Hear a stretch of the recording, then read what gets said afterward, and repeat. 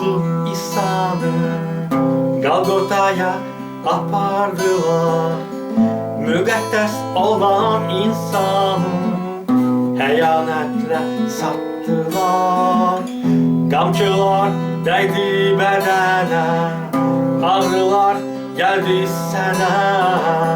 Səni yaman döydülər, laf edərək güldülər. Əllərini qaldıraraq çarmıx üstə qoydular. Ayaqlarını qoyaraq mismarları vurdular. Golgotada qaldırdılar, çarmıxa sancdılar. Başında qanlı tikan, çarmıqda ucalmısan. Əllərini qaldıraraq çarmıx üstə qoydular. Ayaqlarına qoyaraq mismarları vurdular. Golgotada qaldırdılar, çarmıxa sancdılar. Başında qanlı tikan, çarmıqda ucalmısan. Aləm qaranlığa batdı, xəbər hər yana çatdı.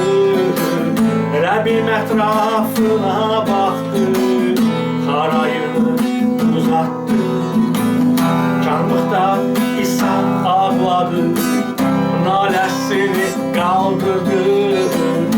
Uca səslə o dinlədi, ataya bax söylədi. Ata bağışla onları, edilən günahları. Bilməyirlər nə edirlər, məni ölümə verirlər. Budur yerinə yetirdim, İzzətini yüksəltdim. Atam ruhumu verirəm, mən yanına gəlirəm. Ata bağışla onları, edilən günahları. Bilməyirlər nə edirlər, məni ölümə verirlər. Budur yerinə yetirdim, qələbəni ucaltdım.